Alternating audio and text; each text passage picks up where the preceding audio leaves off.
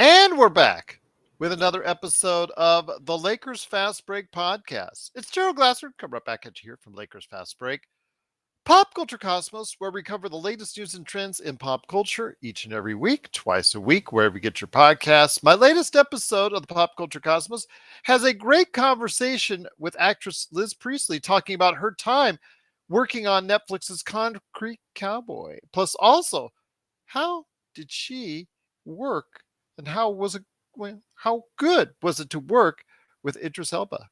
Go ahead and find out her thoughts on that. Plus, as I mentioned yesterday, coming off the fabulous performance and the warm reception that he received for his latest documentary, Mr. Dress Up, the latest documentary on the icon of Canadian children's programming. He has gotten some rave reviews, and you can hear our original conversation on Mr. Dress Up Doc and so much more right there for you from Rob McCallum. And that's, of course, in the Pop Culture Cosmos. So go ahead and check it out today, wherever you get your podcast. Plus, also as well, Inside Sports Fantasy Football.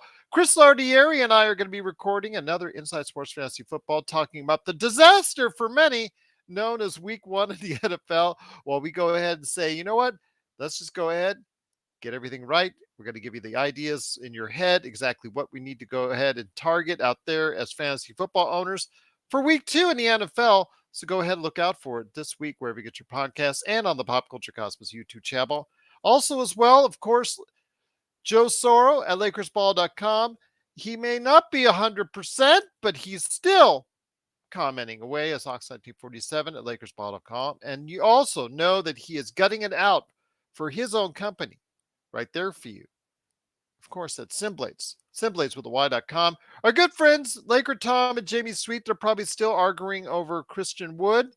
Go ahead and just catch the argument and what they're talking about today with Laker Tom's latest Christian Wood articles at LakerHolics.com and Jamie Sweet's 5 things. Of course, our good friends, Empire Jeff TV, and also as well, John McCallion. I'm so happy for John McCallion. 70 pounds down, 60 to go.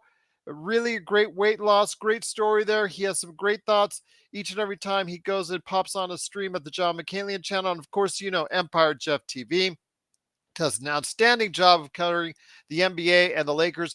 Whenever he pops on here, he provides such great insight and, of course, everything that he talks about right there at Empire Jeff TV. So please subscribe today. And speaking of subscribing, we're now, I'm pretty sure, because it's been holding for 24 hours that we are over 1,000 subscribers. We're at 1,005. So go ahead and make sure, if you're not already, please subscribe today to get the latest notifications on when we go live on the air with the latest Lakers Fast Break. I know every YouTube channel out there asks for subscribers, but it's because YouTube loves having you as subscribers. And since we all love being on YouTube, we need to go ahead and make sure we get subscribers today. So please subscribe today to get the latest notifications. And if you do, plus all of our social media and all the whole 9 yards when it comes to Lakers Fast Break, and if you support all of that, as far as maybe, you know, if you're like Darren, who is an awesome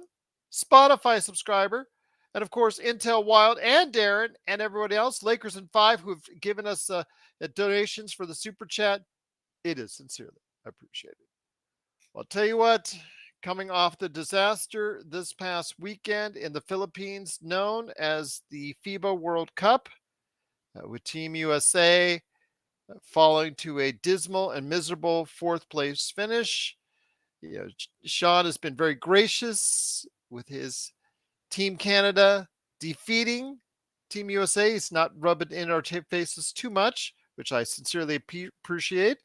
We'll see what happens. But, you know, because of that, you know what always comes out of the woodwork is all the stars. All the stars are now motivated to go, I want to play in the Olympics. I'm now motivated to be the redeem team, whatever, 0.5017, whatever. It's redeem team time again. And this time, leading the charge is none other than LeBron James, according to reports. And according to those reports, he is trying to recruit. Come with me. Play in Paris for the Olympics. And we're going to go ahead and talk about that today as far as who is he going to try and get, who has he been trying to talk to, Will it work? And is it a good idea for LeBron to play all those extra games at 40 years old? Well, he'll be 39. He'll be 39 years old come the Olympics. So we're going to talk about that. Plus, we didn't forget winning time. Winning time is getting closer to the end of its season. So we got to go ahead and give a shout out and make sure to remind you to catch winning time. And that's coming up later in the episode as well. Plus, anything that you want to talk about out there in Lakers land. Plus, also later tonight at 9 p.m. Pacific, the Magic Man is going to go ahead and host a special team report for NBA observations on the Phoenix Suns. He has some great guests coming up here later today. So we're going to talk Phoenix Suns and the Los Angeles Lakers on the evening as well. So we've got a great evening lineup for you. But first, it is the Olympics. And LeBron now motivated to go ahead and win one for Team USA. USA, USA, USA. And here today to go ahead and talk about that, as far as the fact that it's good that he's motivated to do so, but will it end up costing the Lakers in the long run?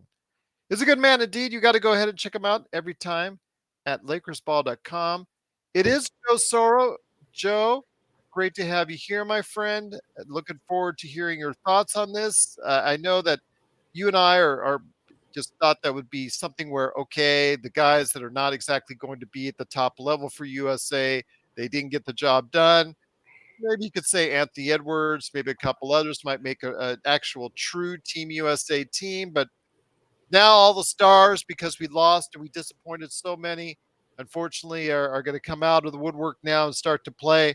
Your thoughts on LeBron James spearing this movement to go ahead and get the Team USA back up to its winning ways next year in Paris? I mean, let's be serious here. Imagine LeBron James, Kevin Durant, Devin Booker, Jason Tatum, Jaylen Brown, Jimmy Butler, Dame Lillard.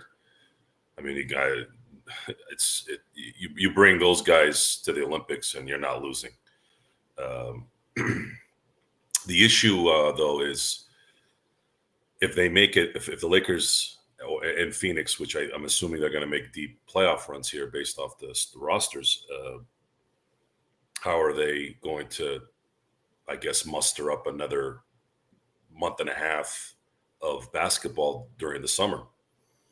And is that going to affect 24, 25? For me, I have a feeling that this is the last year anyways. So if LeBron wants to go to the Olympics and win his third gold medal and bring back some pride to the international team, that's great. I am full support of it. Maybe he can play the Larry Bird role to some degree. I mean, I know Larry couldn't really play in 1992. He did get a couple minutes here and there, but it was kind of sad because he was mainly just worrying about his back at that point in time.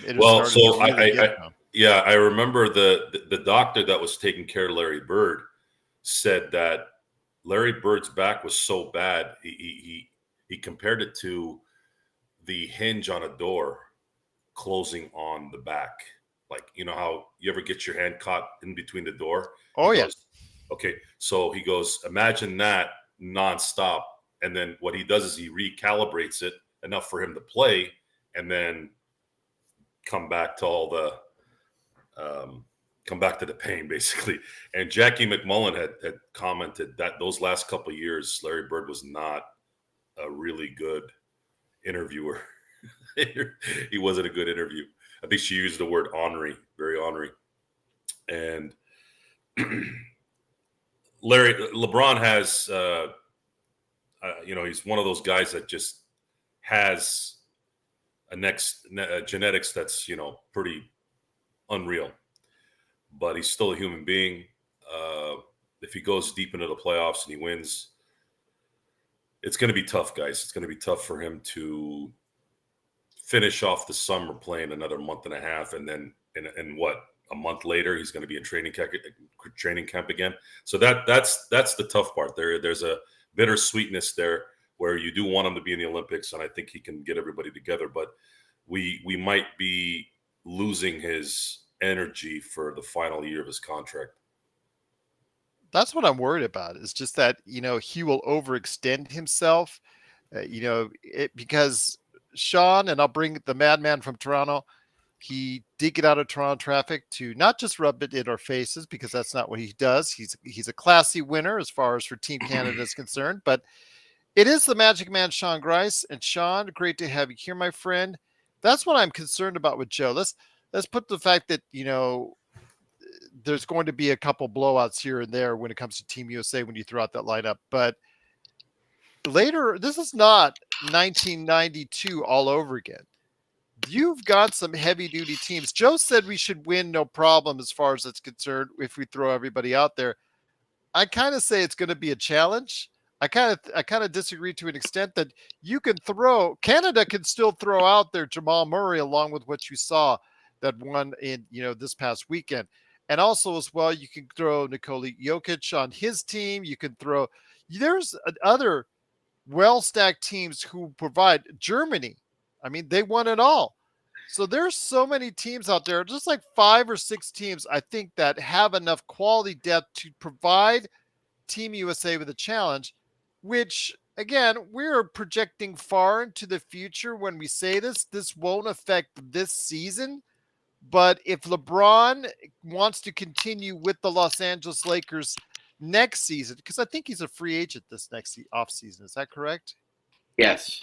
Yeah, so if Yes. that's the case and he wants to stay with the Lakers come 24, 25, I think you're going to have to do something then to make sure his minutes are really curtailed. He's really getting a lot of rest, because those last 3 or 4 games in the Olympics will be tough ones for anybody playing on Team USA. Oh, 100%, 100%, Gerald. I just posted the stats from that 08 team. So in 08, the United States was basically led by Kobe and LeBron. It was their team. Although Dwayne Wade gets a big part in that, Gerald, really it was a team led by Kobe and then LeBron. LeBron averaged well over 24 minutes a game in 08, Gerald. I'd be very shocked, and honestly, I think it'd be a bad idea for him to average, any more than 15 in a tournament like that, especially at 39 years old. I'd actually love to see him play less, but he's not going to do that. He's not going to do that. Like you said, Gerald, he's got his mind made up now. He was watching that tournament the whole way through. Obviously, he wasn't getting up at like 1 or 2 in the morning, but He might have. He Don't, might have. don't put it past him. Don't put it past him. You're right. I shouldn't put it past him. He might have done it once or twice, but he paid attention and he saw what happened. And obviously, it's a concern if you represent your country, you think you know what that means, and you don't see collectively it happening. Obviously, you're gonna get your goat up a little bit, and I'm just wondering, Gerald. I was listening to Michael Wilbon on PTI. I think it was yesterday or the day before, and just want to get your thoughts on this. He almost said that he thought this was more of a marketing tool for LeBron and for Team USA, rather than trying to fix the issue at hand, which is that the USA has a center problem, right, Gerald?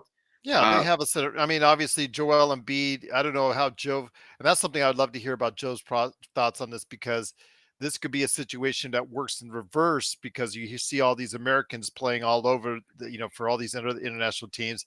This is a situation where Joel Embiid has the choice now to go ahead and choose where he wants to play, so it could work in the US's favor. But you're right, they do have a big man problem right now, as far as having talented big men that are going to be able to go ahead and fight off the big bodies they're going to be playing in the Olympics. But the skill that they will have to counteract that, there's not going to be many teams that's going to be able to match up with your team.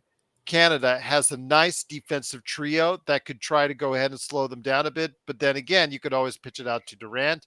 You could always pitch it out to LeBron. You could always get out on the break.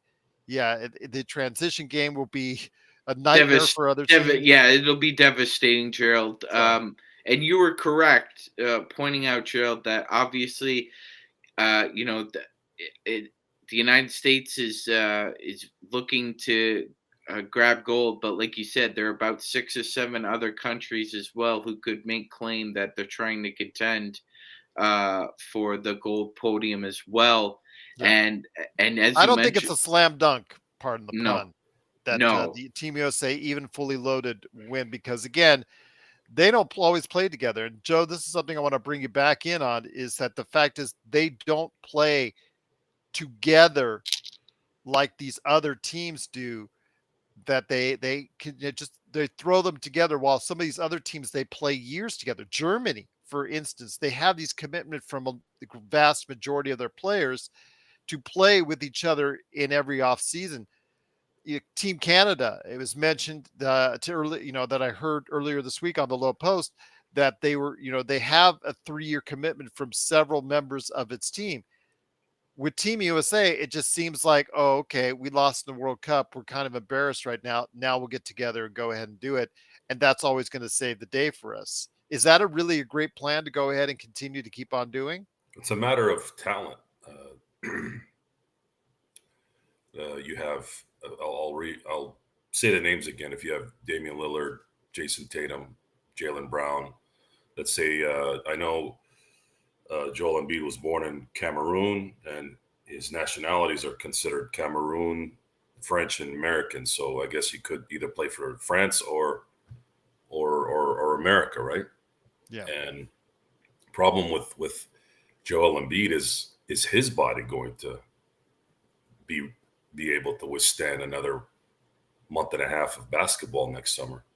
Good question, because he'll be over 30. Yeah, I think what needs to be done is, I think the guys like Jason Tatum, Devin Booker, Jaylen Brown, Dame Lillard, these guys should be in that game. They're still young enough. Heck, even Anthony Davis to some degree. And it's going to come down to that. We want to win the gold in the Olympics. It's part of their career. It's part of their career, and you can't, in good conscience, say that it's not good, but it is a problem. It is a problem for the LA Lakers, because you are going to wear 2 of your guys out for sure. One, AD's still a little young, but we all know he's a little fragile here and there.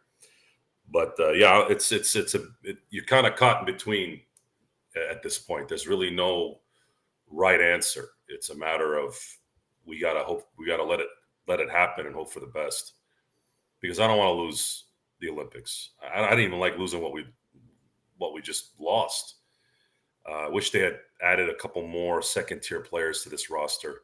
There's young enough guys that they could have done that. I don't know why they didn't. I think it's kind of funny. It's really troubling how they didn't even invite Jarrett Allen, who's probably the best traditional big man left in the NBA, and he's American.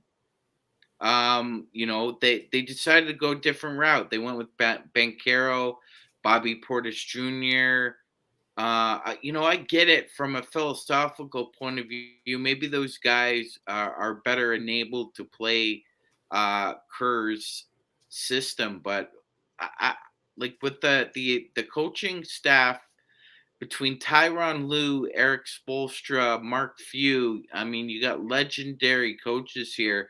I'm sure one or two of them were kind of thinking the same thing. Like, really could have used Jarrett Allen here. Again, that, or just some type of really skilled size that can go ahead, at least lay that is on. a mystery. That didn't make any sense.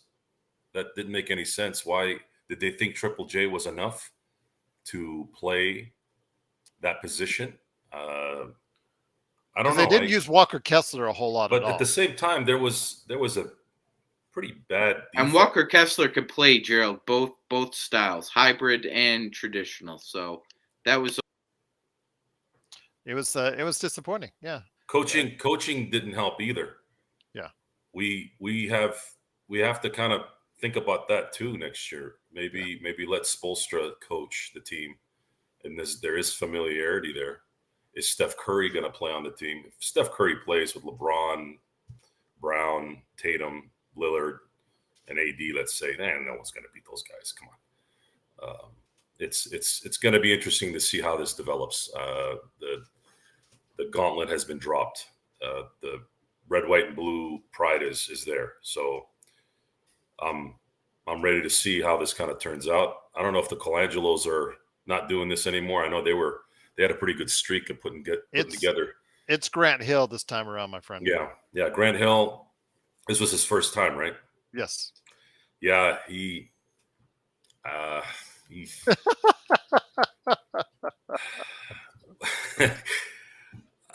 I mean, you don't want to be too mean to a guy that's a Hall of Famer, so I understand. Yeah, and I feel bad too because he's such a good dude. Grant Hill was the punching bag on the whole Hall of Fame. That's actually where it all started, with the Hall of Fame being basically a Hall of Very Good. Grant Hill did not play at a high level enough to go into the Hall of Fame, in my opinion. He was too injured. But again, I think LeBron is going to be helping him here recruiting. And I'm hoping that the more stars you have on the team, the more continuity you have, the less pressure, less damage each of these guys can get. And that's how you want to go about it. Once again, it's the Lakers Fast Break. We're talking Team USA and the Olympics. Will LeBron be able to get all of his good friends together to go ahead and strive for a gold medal in next year's Olympics? And what will it do to him if that's the case? We're talking about that here with Magic Man Sean Rice and Joe Soro. I want to mention something real quick. Mission 24, Jamal Murray. If Jamal Murray decides to go ahead and play, he would be playing for Team Canada. Aaron Gordon, if he decides to play, if he decides to play, he would be playing for the Bahamas, if I'm not mistaken there, Sean. So I think that's correct. He would be playing for Bahamas along with Buddy Hield. And I think he would be going there. Is that correct? Yes, Gerald. And if I'm not mistaken, I think he's still going to play. I believe Eric Gordon is also a Bahamian. So you'd have Eric Gordon, Buddy Hield, and Aaron Gordon on the same team. That's not a bad starting three right there. Not a bad starting three at all. You wonder where Eric Gordon and we'll see whether his career is at, this year in Phoenix, see how much time is left on his body. But with that said, Joe, again, the thing that you do not like at all in regards to these players that are naturalized U.S. citizens playing somewhere else, that's going to continue, and it looks like it's going to continue. But again, if Joel Embiid plays for the U.S. next year, that could play in our favor. The more talent you have, the less taxing it is for the collective, and the goal has to be to win the championship. Either way, it's going to be you still have to do the traveling. You still have to, deal with the everyday rigors of being a superstar and a name and famous and fame and all that. But I think it would be easier if the Lakers win a championship. I think it becomes a little bit more tolerable. And if you were to sit there and say, all right, Joe, I'll let you guys in on the secret. Lakers are going to win in 2024, and then the crew's going to play in the Olympics. But that next year, you guys are toast. I'll take that. Yeah, I'll take a gold medal and a championship. I'll take a gold medal and a championship to get 18 and call it a career for LeBron. Even though his people are saying he's going to play longer, I'm hoping that Giannis doesn't sign that extension. I'd like them to at least test the free agent market. I wish Jason Or you mean the Los Angeles Lakers free agent market? Correct. Yes, please. Yeah. Jason Tatum is the other one, but I'm not hearing good things out of there. He's going to cash in, man. Yeah, he's just going to cash. It's too bad. That's $350 million. And I don't know how. I just don't know how Boston's going to field a team really with two supermax players, two guys that are somewhat in the same position. Go ahead, Sean. Go ahead. No. Yeah, it's they're going to need Porzingis to bail them out. If Porzingis plays like he played last year, he's going to play better with those guys with him. So if he plays, and what I mean by play like they did, or like he did, then you're going to have a very good chance of seeing Boston in the finals. Well, the one thing I want to ask though is who will be the players that, right now it's all subjective. And of course you have to play throughout an NBA season. And again, these players will still have to want to commit to Grant Hill, Steve Kerr, Eric Spoelstra, or whoever will be coaching the team next year. Let me ask you this. I'll start off with you, Magic Man. Who would be your starting five on Team USA? I understand Team Canada. In fact, who would be your starting five on both Team Canada and Team USA, considering all the players that would be eligible do want to play in the Olympics? Yeah, all right, Gerald. That's a great question. So let's start with. I'm going to give you a mental exercise. Let's go. Yeah, no, that's good. That's good. I enjoyed this. So Okay. let's go with Canada first. So obviously Jamal Murray is going to be at the point. I put Shea at the 2, or you could flip them. That would be your starting backcourt. That would be so terrible. Yes. Then Dylan Brooks would be your 3. Then it gets really interesting. Do you want to put Lou Dort there? I'm not sure. He's a little small on the small end as your secondary wing there. I would have him coming off the bench. So I think Benedict Mathurin or Kyle Alexander is what about likely Wiggins? Yes, he's right there too, Gerald. I think Andrew Wiggins would be your starting power forward, and then obviously I think it's a case of it's the Bash brothers, Kelly Olynyk and Dwight Powell. I think Kelly would be slotted in as the starter, and that this is probably Kelly Olynyk's last Olympics as well as LeBron's. So I think they're both going to be hungry for a medal. As far as the United States goes, Gerald, do you expect Damian Lillard to? I expect all of them right now. If LeBron's recruiting them, how turning down LeBron is. Yeah. In the past. So then Dame is your point guard. Steph is your shooting guard. Your 3 is obviously Anthony Edwards. Is it obviously? Yeah, I think so. I think Anthony Edwards would be your I kind of disagree. Okay, all right. Go for it, my friend. Yeah, your power forward. Okay, so if Anthony Davis is on the team, I would put Anthony Davis as your power forward, and as your center. Are they going to go with Triple J again? I don't think so either, Gerald. I don't think so. I think it's going to be AD at the 4, Bam at the 5.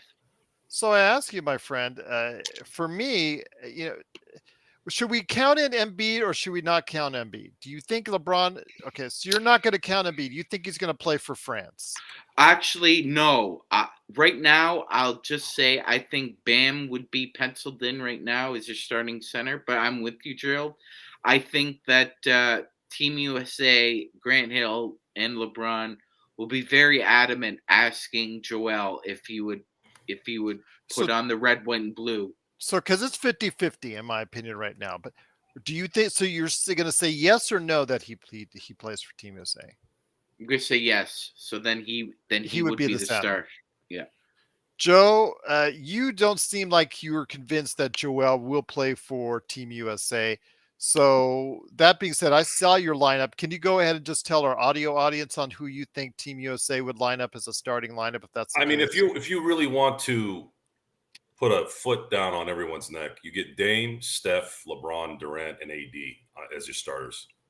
I don't give a crap how. Yeah, that's why I was saying Edwards. You have no shot. You have no shot. You'd have Dame shooting from 40 on one side, and then Steph shooting from 80 on the other side, and then you got LeBron controlling the ball, and Kevin would basically hone in on the mid-range, and then you have AD blocking everything.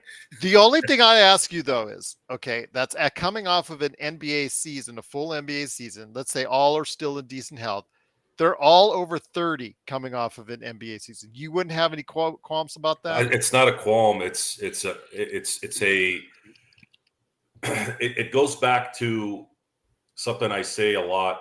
Sometimes both parties are right. It's funny when you see two people arguing about something and they're both right. And then, of course, it can reverse too, where they're both wrong. There is really no right answer here or wrong. What are you going to say? Nah, it's not important to win the Olympics. I'm only worried about the Lakers. You're in no man's land. You can't really get upset that LeBron and AD would play for the Olympic team, especially the Olympic team, the Olympic gold medal. It's important. So it's just a matter. It's circumstance. It's just the way things have played out. So now if you don't there's think?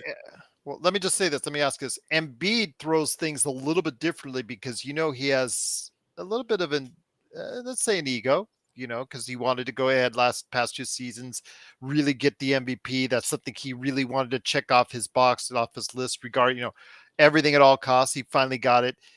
I don't think I could foresee him coming off the bench on either Team USA or Team France. Your thoughts on that, Joe?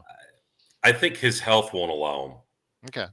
I think that's really ultimately what will happen with Joel Embiid. You just need AD really to play center on that team, and then have Bam Adebayo back him up. You can put Ant off the bench. That would be enough. Honestly, I don't think you would need anyone else. You have there's some big bodies in FIBA, my friend. Oh, I understand, but you can't stop Steph Curry. You can't stop Dame. When they start shooting, you're gone. Like if we had at least one of those guys, Dame. If we had Dame in this FIBA game, we would have won the title. I love that. When you start shooting, you're gone. That's a Freudian slip. You're gone. Bye-bye. But yeah, I'm just saying that when you load out, like you said, Lillard, and you throw out there alongside, you've got, of course, Curry. You've got, of course, also as well, you could put in Durant. You could put in LeBron. You could put in, of course, AD and Durant with, like I said, as well. It seems like LeBron, would LeBron at 39 years old be the weak link in that starting 5, Joe? No, you can't. How do you say he's a weak link? He averaged 29 points last year. How the hell? I mean, that's a quotation mark when I say weak link. Wasn't Karl Malone? Karl Malone was on the He was on the 92. Was he on the 96? He was on the 2001 too, right? Yeah. And he was, what was he? 36, 37? 37, yeah. Yeah. So, P-Beast, I ask you this. LeBron is built different, guys. He might have ran out of gas this last year, and he's had some negative. Well, I think I think more what Gerald's asking is that of the 5 starters, would he be the less effective of all? Is he the one at 39 years of age? Let's go and target him. If I'm Team Canada, or if I'm Team France, or if I'm team, that France are throwing up a whole bunch of big guys at them. Team Canada, I'm throwing a whole bunch of skilled guards at you. It's Germany, I'm throwing, just literally my 2 forwards and my 2 guards. You have to get Dame. Who am I targeting? Right, because in FIBA, right, LeBron would likely be matched up against somebody like Mo Wagner as opposed to somebody like, just an example, somebody like Naz Reid, or just as an example, Gerald, it'd be So it wouldn't be that bad. It wouldn't be that bad. It's just a lot of backcourt skill that Team USA would be facing itself against, and then like we talked about earlier, some big bodies underneath. PB says so. Now USA has to cherry pick from third world countries to compete on the global stage. Interesting. Joe, you've been very adamant over the past 3 weeks about all the other teams around the world that have been cherry picking from the USA. Funny how that doesn't work well for us when it's the other way around, according to PBs. Yeah, it's the hypocrisy that I try to bring light to. Mm-hmm. Why is it okay that you poach our guys, and then the second we want something, oh no, you guys have all the players. What are you talking about? Half these guys are freaking Americans. I think we've discussed that enough. Yeah, but but P Beast. The only thing is like P Beast is saying, "Oh, that's seems like," or when in the this case, USA it doesn't does. matter. We don't need to go anywhere. We have this. We have the horses on this one. Getting Dame, getting Steph on that team, you're toast. No one's beating that team, especially Okay. with LeBron and KD. No, it's too there's too much talent there, even at this advanced age. With Too or much without talent. Embiid. Yeah, I think I'd rather have AD. I'd rather have AD. AD has a better glue with random things versus Joel Embiid. Joel Embiid. I agree. Yeah. I think and Anthony Davis. They could just basically tell him, AD, just don't worry about scoring. Just swat every ball that comes your way. He'd be the MVP in my opinion. He'd end up being the MVP of the Olympics. Well, the only thing is that they've got the foul trouble. You can get in foul trouble so much easier in FIBA. That's a little bit, that could be a problem there. AD when he's right has an instinct to the ball that is very, very rare, very Hakeem Olajuwon-esque. Mm-hmm. I wouldn't be too concerned about that, especially in international ball, especially, and then of course with the guys that are surrounding him, I just don't see how that would be a problem. Yeah.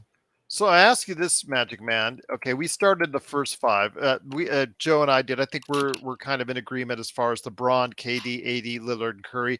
You threw Edwards out there. So let's say we don't get Embiid. Embiid says, you know what, I'm going to skip the Olympics or I'm going to play for Team France or whatever.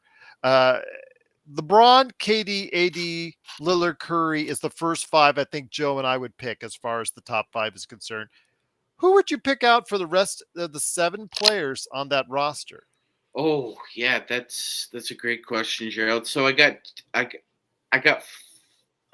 So I think I've got 5 just off the top of my head right now, and so we'll go with the obvious first 2. If you want additional shooting and defense, Gerald, I think you add Mikal Bridges and Anthony Edwards.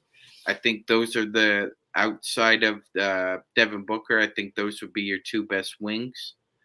I really think the United States should invite Halliburton and Reeves. Their synergy in and of itself, not just the other 3 players they happen to be playing with, but they have a way of changing a game, and I think they could be a huge boon off the bench. So those 2 guys. So that's 4. I bring in a traditional big man. So I'd either bring in, if Jarrett Allen has a great year, Gerald, I'd bring him in. And then the last 2 spots, it's interesting. Because PP says Reeves is barely a starter. So even though he was in every statistical category, he was in the top 5 on Team USA in every statistical category. He says he was barely a starter on this Team USA. I'm not going to say I disagree with him on starting him on or playing him or even making the other team, because again, we'll have to see how he develops this year. But Joe, your thoughts on who from this year's Team USA, a failure in our eyes, finishing 4th, should even come close to being on that Team USA roster next year? And P Beast, it's not to say barely a starter in the NBA, because he's going to score 17 to 20 this year. I'd say Halliburton, sure. Don't be ridiculous on that, P Beast. And then Ant is probably a likelihood. They're young and they're on the come up. Hell, I don't think I would put Austin Reeves on the Evan Turner might be a good acquisition for that, being as a third big man. Oh, I think that would be great. I think that would be great, and I think the focus needs to be get as much talent on that team in the spots that matter, which is every spot. Just get the baddest 1, 2, the baddest 3, 4, baddest 5, and overwhelm the world with talent, chemistry, and the world catching up to America. I get all that, but you're just not gonna convince me that if Damian Lillard and Steph Curry and KD and Anthony Davis and then LeBron James kind of orchestrating everything is going to lose. It's just there's way too much talent there in areas that are extremely important, which is shooting. These guys don't miss. The pressure is not going to be there. Pressure is not like an NBA playoff pressure. You know what I mean? It's different. It's when you know you're already good, you know kind of what's at stake. I just don't see Steph Curry missing shots. So the question, go ahead, Sean. I'm sorry. Yeah, no, Gerald. Like when you boil it down just to the bare bones, Joe's apt and correct. You need shooting in your backcourt, and you need your front court to rebound. And the shooting was pretty good for the most part. I mean, it kind of crapped the bed a little bit there against Montenegro and Lithuania and Germany. But however, Gerald, we know the huge problem was for whatever reason the front court just didn't hit the boards. So I think Joe's got an apt point there about, you know, even if you had an older Kevin Durant is still like 7 feet tall. You have AD, you have Bam. The only reason AD's never won, you know, 3 or 4 rebounding titles is because, you know, he played in 58 games instead of the requisite 63. Other than that, he probably likely have won about 8 out of the last 10 rebounding titles. So I just think it's incumbent upon, like, we're used to the USA being dominant on the boards, Gerald. That's what I remember most about that 92 team is just you could not rebound against the United States. And there was a physicality that they possessed that no other team had. And it was only when all these other global teams decided to copy America. And now all of a sudden the United States is trying to find itself again, like the original archetypes of that 2 big man system. Once again, it is the Lakers Fast Break. It is Joe Soro, Magic Man Sean Grice, and me, Gerald Glassford. Thanks so much for watching and listening. Truly appreciate it. I want to go ahead and mention that we are talking about Team USA and who might appear on next year's roster. Joe, when I put out there Reeves as far as a possibility for next year, I don't think he even if he has a really good year for the Lakers, averaging 15, 17, 19 points. Remember, he's going to get a bulk of the minutes out there because he's younger, he's talented, he's going to get barring any health issues, he's going to get a ton of play out there. So he will be averaging somewhere over 15 points or over for this team. It's pretty much, I don't want to say it's a sure thing, but it's something where if he has the kind of season that they expect or the kind of season that they hope after they signed him to that extension, that's what they're hoping for, because of the fact that AD and LeBron will not be playing the entire games as far as their schedule, even with the load management issues. Joe, I don't think, though, even if that's the case, Austin Reeves would probably be on a Team USA roster. I think the defensive issues, the concerns that we brought up last week are still apparent, especially in international play. I just think that there are more talented individuals there as of this time. Your thoughts, though, on who would you bring from this year's Team USA roster over there? I think outside of Edwards and maybe Bridges, I'd have a hard time bringing anyone else. I'd probably Ant is the only one, maybe Halliburton, but I almost guarantee that Anthony Edwards would be on that team.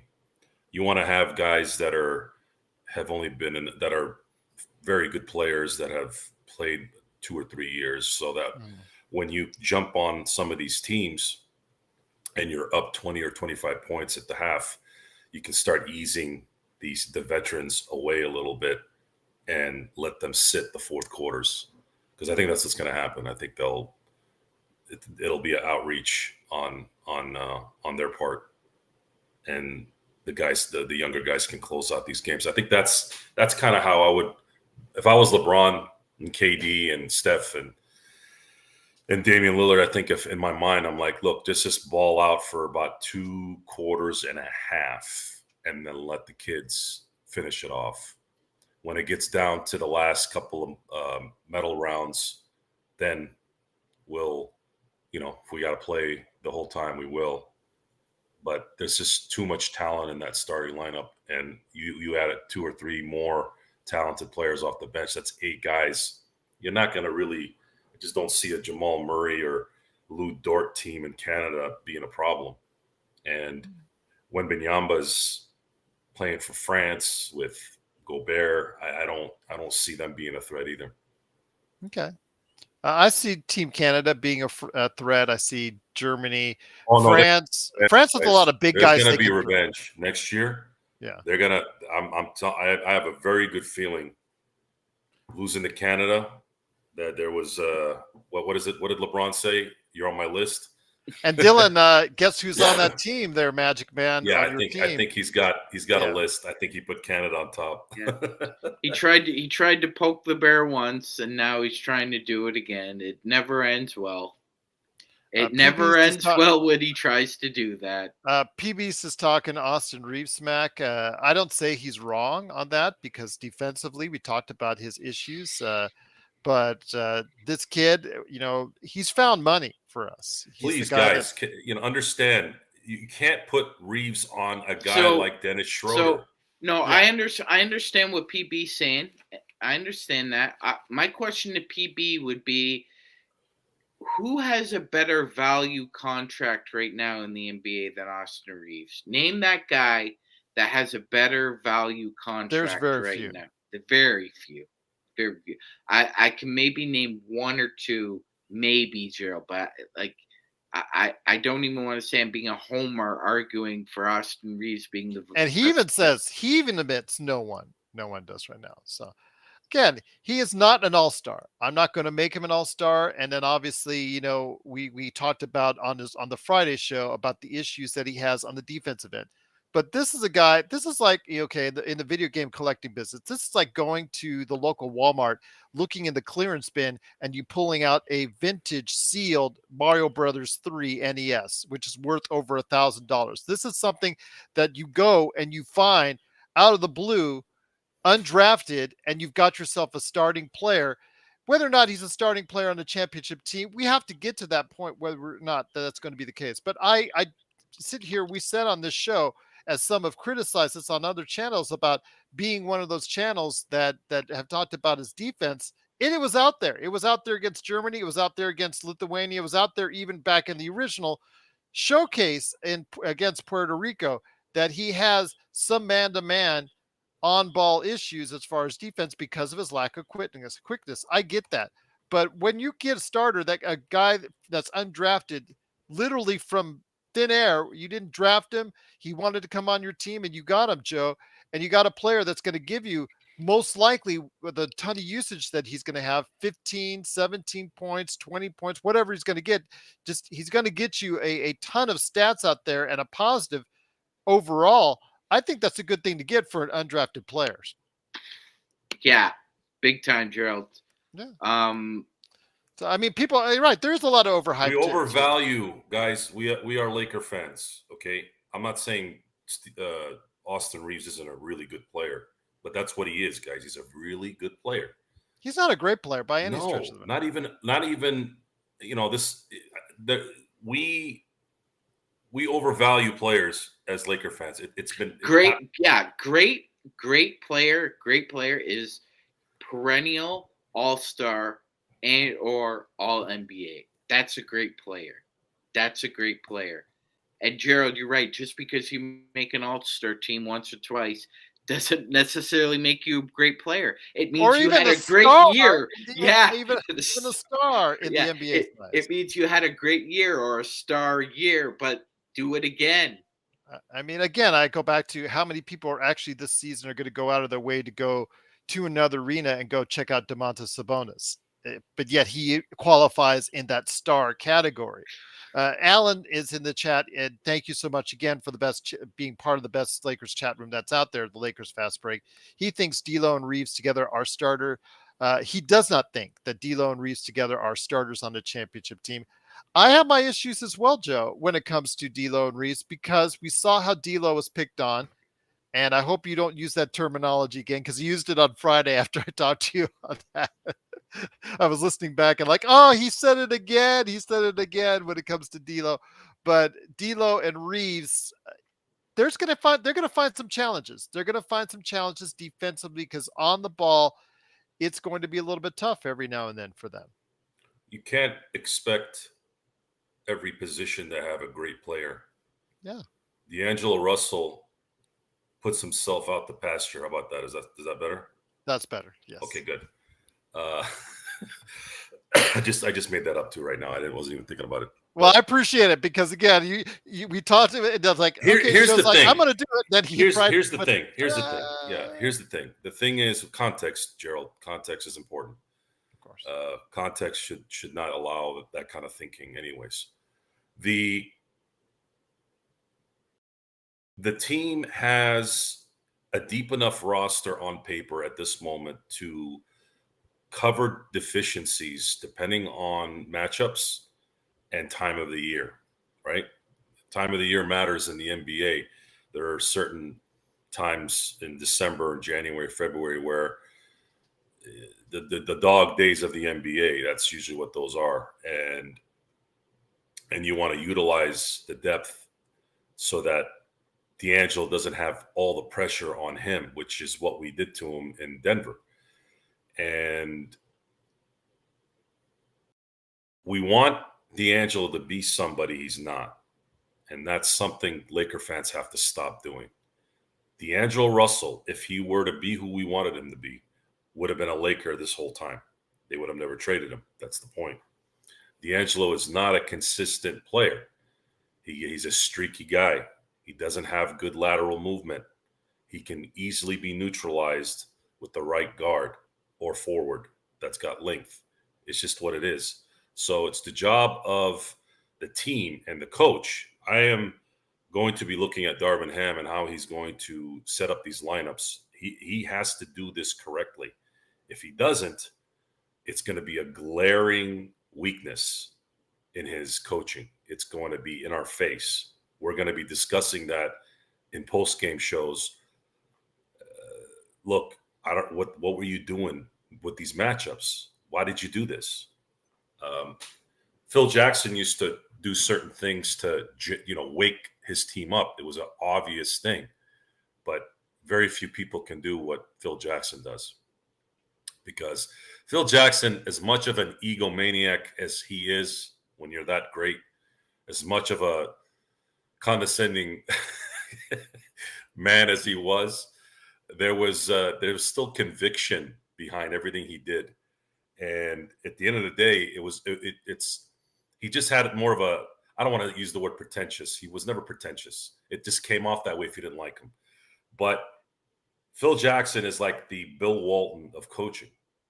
It's about the team. It's about the community. It's about being together. And I don't know. I'm feeling like this team has that a little bit right now, but it can unravel if Darvin Ham doesn't adjust correctly throughout the year. And with D'Angelo, with Austin Reeves, you have to understand these guys are going to be better players because they're playing with AD and LeBron. That makes a huge difference. The Christian Wood thing, he's going to play better than he's probably ever has because he's next to AD. And that's what I want to see. The only way this unravels into a bad thing is if there's chemistry problems and there's issues in the locker room, or they've tuned the coach out because the coach isn't connecting with the team. And that's really all we're waiting for. Magic Man? Yeah, I agree with Joe, 100%. And Alan says in the chat, would we trade JHS for Caruso? Without hesitation. I would trade. We wouldn't even let you finish the sentence. That guy would be so far gone to Chicago. I'd drive him to Chicago. No. You pay for my plane ticket. I will go down to LAX. I will rent a car. I will go to wherever apartment or complex he is at, Joe, and you won't see another moving guy move like me before. I will make sure everything JHS has is on that plane ready to go. You and I both, my friend. I'll help you out. with this. We'll move the sofa together. I'll take care of the heavy stuff, Gerald. I thought of something. Magic Man, tell me if this makes sense. You know how Austin said, I don't know if you guys watched the podcast with Barnes. Yeah. Yeah. He was talking about how Houston and the San Antonio Spurs were interested, right? I think the reason why they didn't make a play for Austin and kind of maybe sabotage the Lakers a little bit is I think there was some fear that the Lakers might not match and then they'd be stuck paying Austin 20, 25 million a year. And I think letting Caruso go might have been what scared them. They're like, look, if they let Caruso go, they might let Austin go no matter how big this thing is. It's a dumb thought that I had, but it came to my head. Nah, it's not. It's I tell you, if it was dumb, that's not dumb. It just I don't know. It popped in my head, right? It's something that have to be tabled. Definitely, you're gonna give 9-figure contract to an undrafted kid, and you're really not sure where the ceiling is. You know where the floor is with this guy, but you don't really know where the ceiling is. Joe brings up a good point. I mean, that has to be discussed. They let an all NBA player walk out the door for nothing. All NBA first team defense too. What about JHS and Vando? What could we get for that? Oh, are you throwing in? I think if you throw in a first round pick there, you might be able to get Pat Williams and Alex Caruso. Are Chicago going to want to unload in January if it goes bad? If it goes bad, yeah. If they're circling the drain after the first 6 weeks, I'm with Gerald. I think. And the thing with Vando is other than Jackson Hayes, I don't feel good yet about Vando. He's going to have to be a defensive, his defense is going to have to be 1, 2, and 3. I just don't see him hitting those corner shots consistently throughout the year. I'd have to see it. I agree. His whole mindset. Yeah, his inability to get baskets under the rim, being as athletic and as tall as he is, and he even grew an inch. That's not good.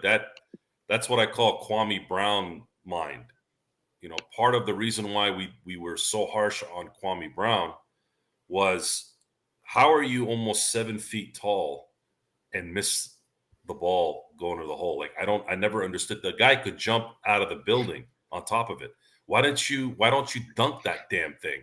You weigh 100,000 pounds, you're tall, you got athleticism. I don't know. It's just the mental part of this game, the mental part of this team is really going to tell us who they're going to be.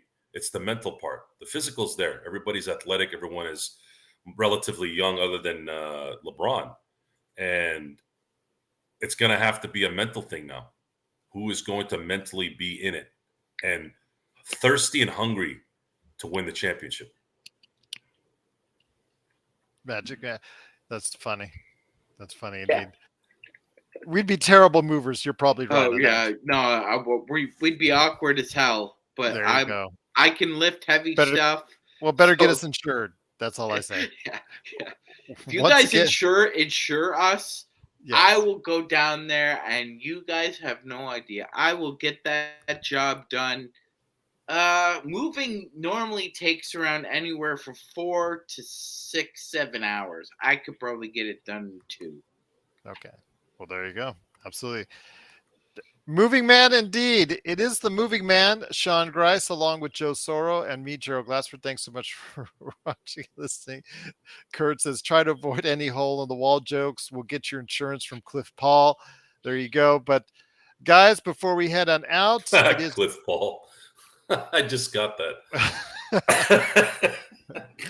It is winning time. Episode 6, and I ask you guys, it takes the team again closer and closer to the 1984 season ending, where it's already been hinted by Jeff Pearlman that that's where it's going to end up. Your thoughts as we get closer to the end of the season, and perhaps, Joe, the end of the series? Oh man, I hope not. This last episode I think might have been the best one. This whole thing with Dr. Buss and this chick, and then Honey. the dread that's coming.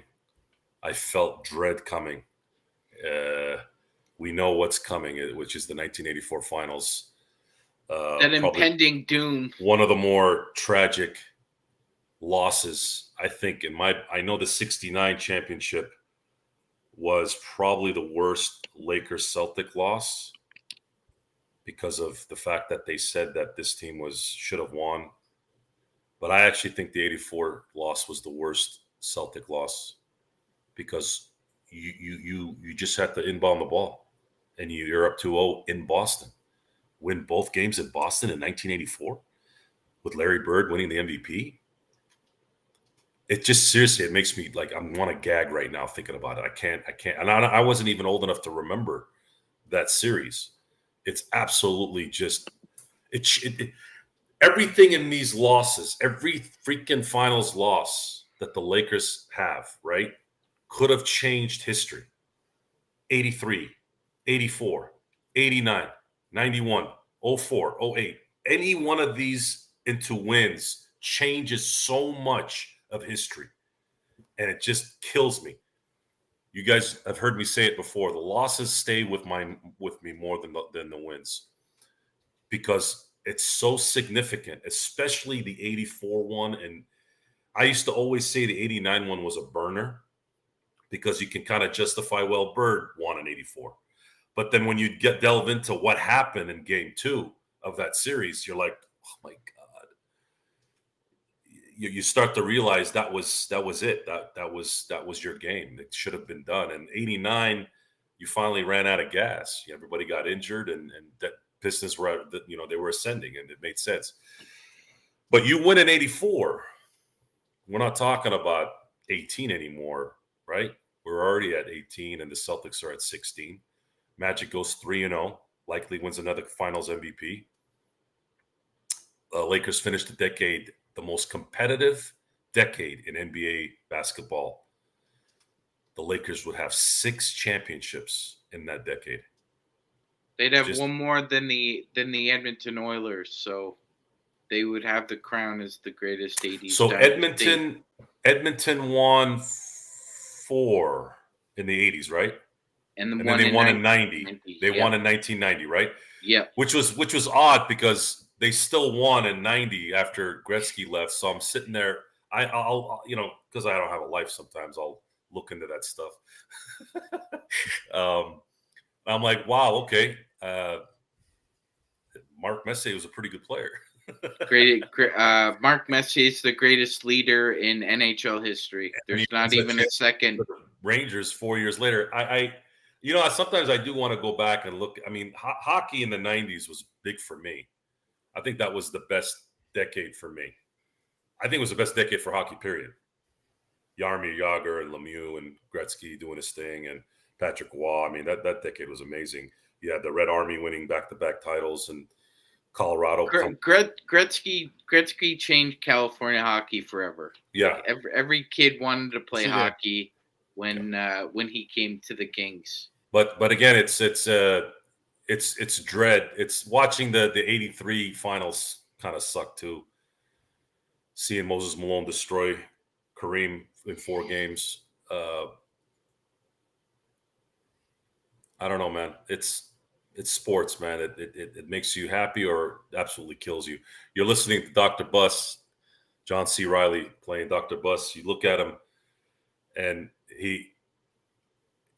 I don't know how true it is in terms of how. I mean, it looks like Jeannie said it's pretty close, but it's just amazing how they were never satisfied, just like us. Those losses killed them. Those losses hurt. Like, what the hell? We went all the way here to lose. So, and I'm sad that we're not going to see the last half of the 80s from what I'm hearing. See, I have a question for Jeannie, and I need it answered. How long did Dr. Buss have that mustache for? that Gerald, that mustache must be older than you. I'm assuming that that's the case. Yes. You know, But I thought it was the best episode of the season and series actually, Gerald, so far. okay. Surprisingly, I think I know I do. I owe Jay Moore an apology. We were kind of making fun of him, or I was, about his new look with the Sopranos reunion, but it looks as though he had gained that weight for an actual role in Winning Okay. Time, Gerald. Okay. So Funny how apologies. that happens. Yeah, apologies to Jay Moore, because he actually looked like an agent and talked like one. Enjoyed his cameos. Remember, thus he far. played an agent before, so it's not Yeah, really and that much Jerry of a Maguire. stretch. Yeah, I get it. Yeah, it is. But the weight was interesting. I thought it was the best episode so far, Gerald. I thought Jason Clark's uh, when they're really going like, have you seen Byron Scott shoot, Jerry? Oh yeah, I scouted him. He can shoot them out of it. That like, to me, that's Jerry West at his finest. He is Jason Glass. He's killing it. He's an He's killing it. Oppenheimer. Yeah, he's just all over the place right now. Absolutely, but that was pure Jerry West. Yeah, we and oh my God, who's the guy that plays Donald Sterling, Gerald? That's a pretty good ringer for him. I'll have to look that up because it's not Ed O'Neill, because Ed O'Neill is playing Donald Sterling in the the Donald Sterling docuseries that's coming up. So that's Really? yeah, in the not docuseries but the TV series Yeah. drama that's coming up. Wow. Yeah. Ed It's a good O'Neill? role for him. Yes. Yes, Huh. and Lawrence Fishburne is playing Doc Rivers. So Wow. That is yeah, we mentioned it a awesome. couple weeks ago when we were talking about it. Yeah. So I gotta look at that. That's gonna be good. So Gerald, as we go back, they Bill Burtka, Jerry West, Dr. Bust, they were all very patient. I think that was the best trade. Although a lot of people might have been enamored by Skywalker playing beside Irvin and Kareem, it was Byron was going to always be the steadiness that we needed beside Magic for the second half of the Showtime run. Norm was a little more versatile, especially ball handling, but Byron was an excellent shooter, Gerald. Very good fundamental player. I always admired his defense. I thought he was a pretty feisty, ferocious defender. So, I mean, hats off. That was a great trade. And it was portrayed as something that the locker room originally was kind of divided about that, Gerald, because a lot of that locker room liked Norm, and they didn't want to see Norm go. absolutely. So the series continues to play itself out. Again, if you really want to go ahead and make sure that this series does not get canceled by HBO or Max or whatever you want to call it, go ahead and support it, please, by going ahead and giving a shout out, letting people know exactly how much you love the show and being able to go ahead and continue to support it. And so we can continue to see it, because there are certain questions right now if this show will actually continue to go ahead and survive for a third season.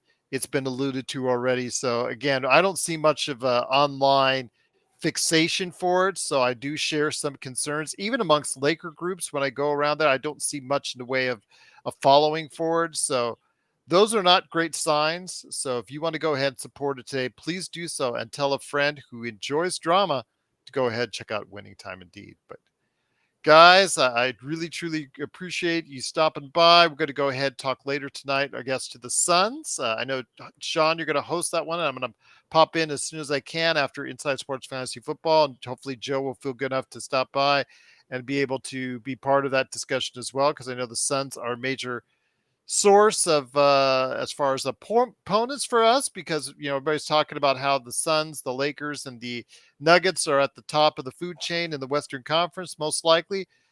Joe Any last thoughts on Team USA, what we've been talking about, or winning time before we head on out? Um, And by the way, Kirk Boville is the actor for Donald Sterling, just to let you know, in winning time. I think the more stars come to the Olympics, the easier it's going to be for everyone to not burn themselves out next summer. And that's how I would sell it if I was LeBron. Okay. Try and get those guys. LeBron has been in the league since 2003. Steph has been in the league since 2009. I still think Steph is young. I wish Clay wasn't so damaged to some degree, because he would have been great too. I mean, you would have had just imagine putting Clay, Steph, and Dame on as your 3-guard lineup. If you want to do a 3-guard lineup, that's the one.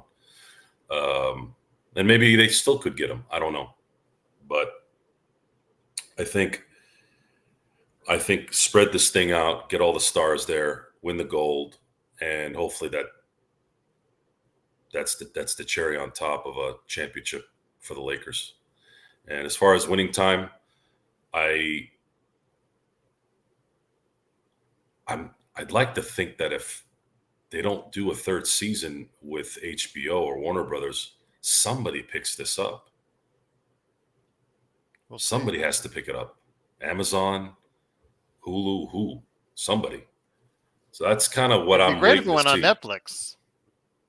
Something. I mean, this is Netflix will probably. I don't know what's going on. Why did they call it Max? Because they combined the as far as the HBO Max Why end would of it, get rid of with an iconic acronym in HBO?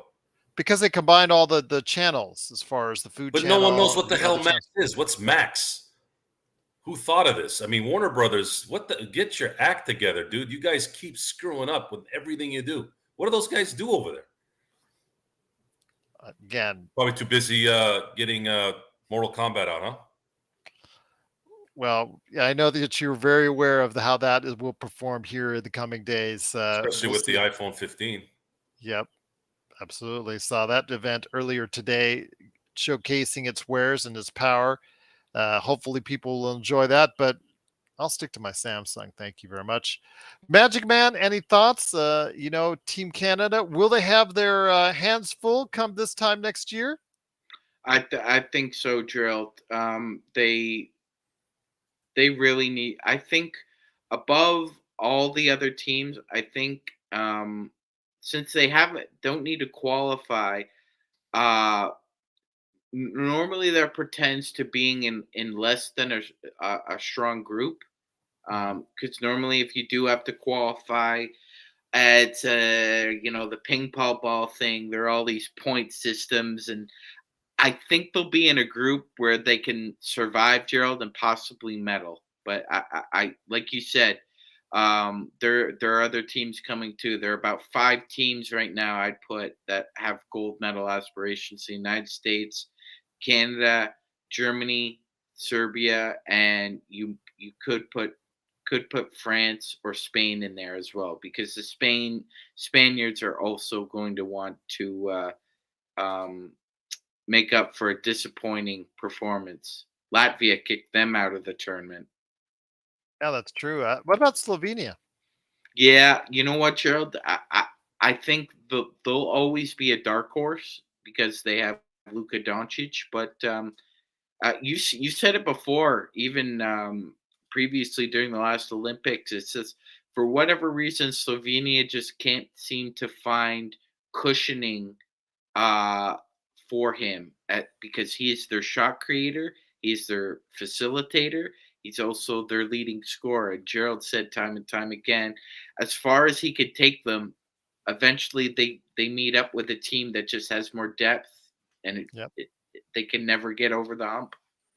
We'll see what happens indeed, my friend. But it is LeBron James now courting all of his good friends and some of the best players on or in the USA to return to the Olympics in this time next year in Paris. We'll see how it happens.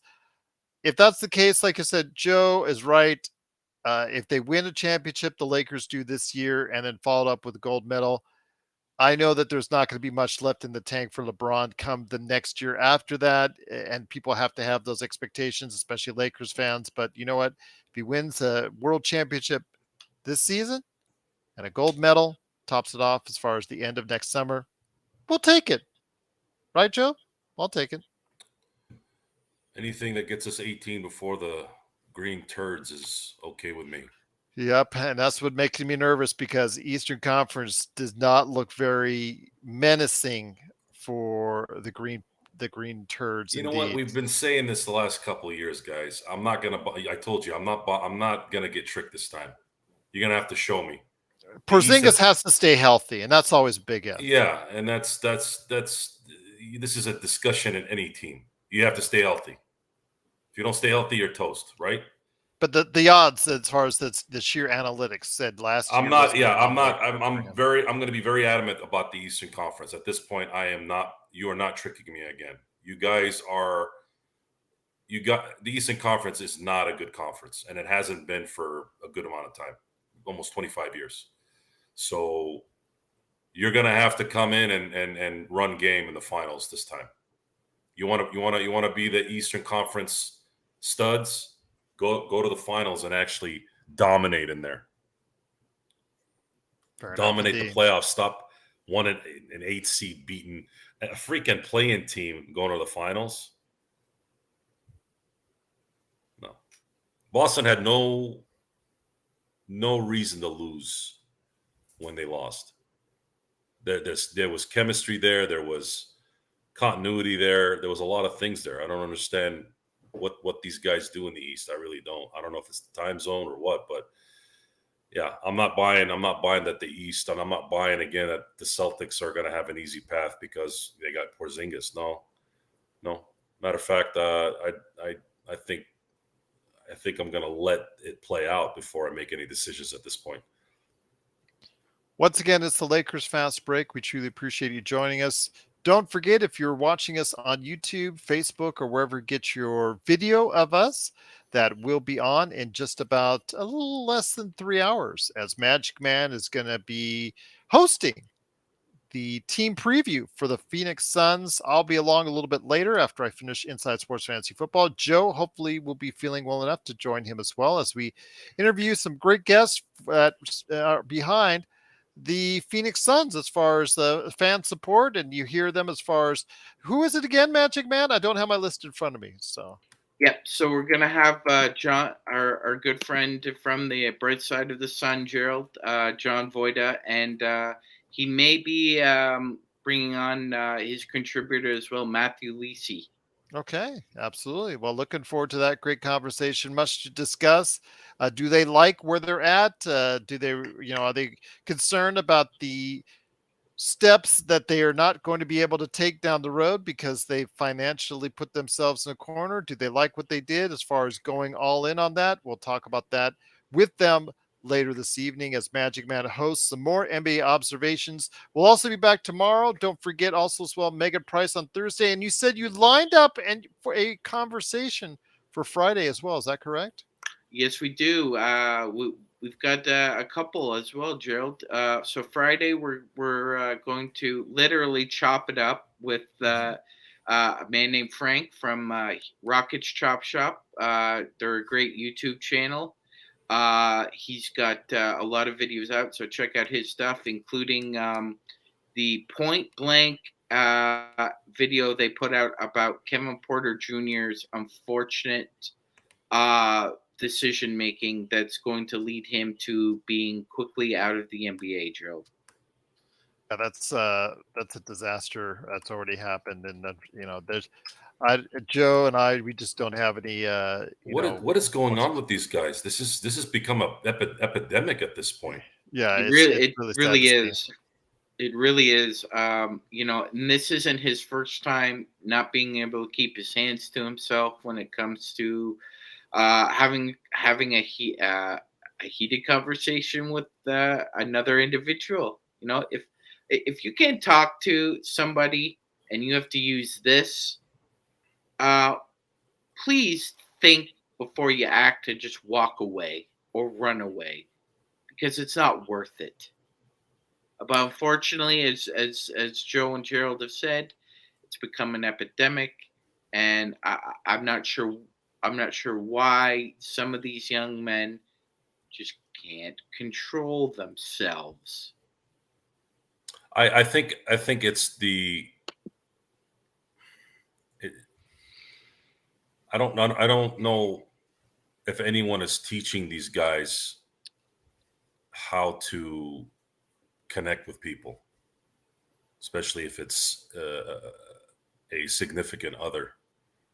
I think there needs to be something there to you're coaching these guys to be a certain way on the field and off the field, and I think that or how to manage your money. I think one of the things that needs to be, and I'm not talking about the leagues. I've never been a big, the leagues are there to provide entertainment. They're not there to be marriage counselors. I'm talking about the agents, the family members, the people that work around these guys, putting them in bad positions or allowing, and maybe they did actually. I'm just saying it. Maybe they did tell these guys, don't get yourself in a situation. They didn't listen. And then at that point, there's nothing you can do, right? But the NBA, especially in Major League Baseball, it's done. These guys are not. They're like the UFC now. When you get popped for juice, it's over. They don't care how popular the pay-per-view could be. You're bounced. You're not going to be fighting in that pay-per-view. With Julio Urias, this is a top 5 pitcher when he's on, and he's never going to pitch in the major leagues anymore. That is a weird comment. That is a weird realization. He is never going to pitch in the major leagues anymore again. And I don't know if that's going to set him off into complete depression, because if you've ever watched Urias when he's not pitching well, he's a pretty angry guy. He has that anger, and it's not Kershaw anger. Kershaw has it too, but Kershaw's more steady, more calculated, right? Instead of emotional. So, but Kevin Porter, I mean, it's always this case, isn't it? Trevor Bauer, Kevin Porter, Urias. These guys make bad decisions with who they surround themselves with. And I've said this a few times on the show. The key to life is to make sure you know where not to be. If you know things are going to trigger anger, violence, better you don't go in those areas. And if there's someone there that'll trigger you, don't be with that person. It doesn't matter if it's a friend, a significant other, colleagues. If you're stuck at work with colleagues that are, not good, no one tells you at work you have to hang out with these guys. You got to be kind of smart about it. And it's basketball and baseball. We do give a little bit of leniency to the football players, right? And maybe even hockey and the violent sports, because it's kind of like a cop. A cop is dealing on an 8-hour shift, 12-hour shift with the scum of the earth. And to expect that guy to come home and, be himself, entrench himself in Mary Poppins world, white picket fence, that's not very realistic. It's hard for people to switch. And these guys can't compartmentalize. They take whatever's going on and they smack it into, so to speak, their issue. It's just sad. It's sad to see a career go because of that.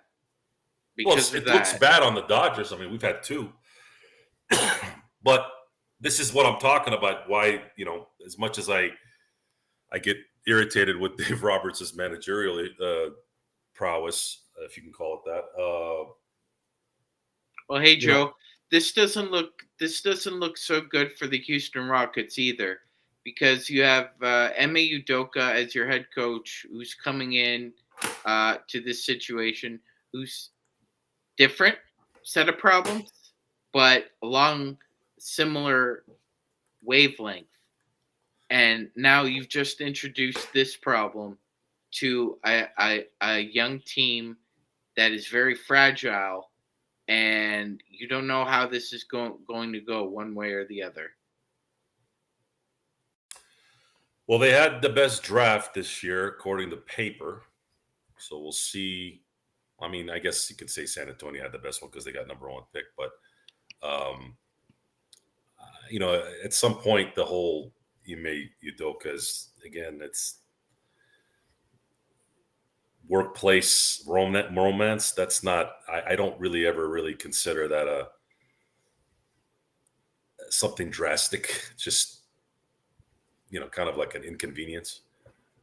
There's plenty of people out there that have had work romances. Well, it's the lines of you continually have problems with HR. Yeah. I remember I used to work at a hotel where you had basically models everywhere, but you have to be careful. You have to be careful because if things don't work out, which even that was never an issue. Honestly, I never really had issues with people to where at work we were, that again, that comes down to maturity and the benefit of being around good people too at work. Good people at home. You're gonna. I had one, by the way, problem child, just one. Very short stint. I'll keep it at that. But yeah, it's you got to handle your business. I'm trying to put this in a nice bow here because I'm trying not to say the wrong thing here.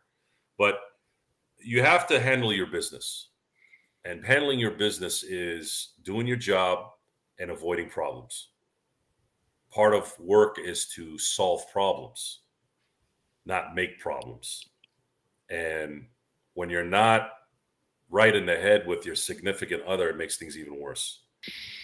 It seems like that seems to be 90% of the problems these guys have is they can't control what's inside their house, which is always comical to me because a lot of these guys are usually the ones that are talking about morals and what to do right. I always remember this, and I remember Mark Chimura, the tight end for the Green Bay Packers in the 90s. I remember there was he had said something about Bill Clinton and not being very happy with his lifestyle, and all of a sudden he gets caught at an underage party. Be careful what you say, people. If you're gonna say it, be about it. You gotta be Phillip Rivers. If you're gonna be it, be about it all the way through. Oh man, congratulations to that family. 10 kids. His wife is a very happy married woman, Joe. Good example. Well, they are staunch. They're staunch Catholics. I mean, to the top of the line. And one of the things about Phillip Rivers is I use Roger Staubach as another example of guys that lived what they are. They live it fully. And that's all you can be. If you want to be a playboy, if you want to be Ric Flair, although Ric Flair was married when he was still flaring, which I never understood. I never understood that. I would have asked him, I said, well, if you're you're one of the few guys that enjoy traveling 365. Why would you? I understand the first time he was married, but why would you get married a second time when you're famous? Or a third or a fourth. Yeah, I don't. That's bad decision making. Bad decision making, and it's Tell his everywhere. accountant that. Too bad. He's doing well now, though, right? No. No. There's a reason why he still goes out and does a whole bunch of shows and signings and things of that nature. He is not as solvent as he lived the lifestyle. Let's just say he lived the lifestyle. When he looks back on it on his final days, he's gonna just enjoy it and smile. But yeah, as far as if he leaves a wealth to his kids per se, I don't think that that's going to be as much as people would normally believe from the jet flying, son of a gun that we all know for decades gone by. So Derek Jeter is an example I use. Derek Jeter didn't get married till after he retired. That's a smart person. How are you going to raise a family and be a husband when you're gone? And he's gone 8 months. This guy was winning championships every year. 8 months out of 12. How are you going to have a relationship the right way? Unless your family's with you every minute of the day. How you can do that? I got kids who have dance. They have their own lives. They got to go to school. They got to dance. They got to do things. Can't be traveling. So that part never. I don't know if they're rigorous in terms of putting the word out. Maybe it's too personal. But then again, if you're talking about people's money, what's more personal than somebody's money, right? How to manage your money. I think they need to start maybe putting in more. Know who you're going to be with. Know who you're going to be. If somebody's going to trigger your anger, you got to really, really understand that you are one bad decision away from losing your entire career. And they need to talk about this Julio Urias, Kevin Porter Jr., and Trevor Bauer thing more. And yep, it's Kevin Porter Jr. I mean, she's in a hospital. I guess He right broke now. her back. No, it's neck. I think it's neck vertebrae fracture. Yeah, at the neck. Yes, right here. I mean, neck, back. What difference does it make? It's freaking broken. It's bad. It's just really bad. That woman is 5'9", 130 pounds. You're 6'6", 230. Come on. Like it's a lot. I put my fist next to my wife's face in comparison, right? Because we're talking about damage. We were talking about something. I can't remember what it was. And I put my fist right next to her face. And I go, this is scary how much damage would happen. My wife's got a delicate face, right? She's small. I mean, she's not a petite person. She's, full, dancer's body. She was a dancer, right? So you're sitting there and you're looking at the difference in the power. And we had talked about off air about the Trevor Bauer thing and how the consensual situation there. And I've talked to my friends about that, and they've ran into things like that, right? And I'm like, how are these idiots? Like, if I put my hands around you, you're gonna die. Like, you're dead. You'd be dead in 10 seconds if it wouldn't take much for you to choke me out, Joe. No, it's bad. I mean, let me. Speaking of the hotties from work, I had a Brazilian coworker, this awesome lady, Francisca. We used to call her Chica. She was Brazilian. There are two things Brazilians love, in case you guys didn't know. They love to eat. Well, there's a third one, but I won't go there. There's a third one. And they're jiu-jitsu, Brazilian jiu-jitsu. She weighed maybe about $120, about 5'3". I was in the PBX room, and she put her arm right around my neck. I was maybe 3 seconds away from passing out. There you go. You get it right, you're done. Well, on that note, guys, truly appreciate you joining us for tonight's show. And again, all the talk in regards to Kevin Porter Jr. I mean, we're still going to probably hear what the league has in mind, but I think his days as a NBA player, they're done. They should be done. There should be no going back after the kind of damage that he's done. And it just seems like that this is going to continue. Unfortunately, it is something that Joe's indicated. I don't know, whether you want to call it epidemic or whatnot, is something that's really running rampant out there in Major League sports, and it's not really good to see at all. Is it not? I mean, you're talking about three guys I don't remember. I might have a short memory on this, but do you guys remember in this short amount of time, 3 guys? We don't know what's happening though in the 70s and the 80s because So Ray Rice, he was the first one, right? Yeah. Okay, so Ray Rice, but there was a huge gap from that until, let's say, Trevor Bauer. Mm-hmm. Trevor Bauer, and then all of a sudden Urias, and then Kevin Porter Jr. Now it's starting to become a trend. Yeah. Mm-hmm. And which is not a good trend. And it's I mean, just looking at it from a Dave Roberts was sitting there, he's like, he had to say what he said, which was basically, this is really crappy on every angle. And what he meant by that was, you have a top 5 pitcher when he's on, whose career is gone, who would have made $150 million in the offseason at the very least. Dude, does Julio Urias and his wife have children? I don't know. I haven't looked. Okay. That just makes it even worse. And that's the big one, is the kids, right? It's Yep. always, they're the ones that get the brunt of it. All right, everyone, though, if you have any questions for us always or comments, please go ahead. Even if you're watching this after the fact, you can always go ahead and post it below. We try to get it at least on a once or twice, 3 times a week basis, get to the comments in YouTube. You can always go ahead and hit us up on social media or LakersFastBreak@yahoo.com. Don't forget Magic Man's Spotlight on the Phoenix Suns later this evening, 9 p.m. Pacific, if you're watching us wherever on video, but also as well, don't forget we've got some great stuff going on later this week with Megan Price. We also got more great conversations coming up with more great team looks also as well. Of course, Lakerholic Spotlight. You know, Laker Tom will continue to want to go ahead and talk Lakers as we get closer and closer to training camp. I also just remembered I'm going to be cutting up a interview and posting the interview here coming up here tomorrow. It's our good friend TJ Johnson, the guy who is here with me on many of my early editions.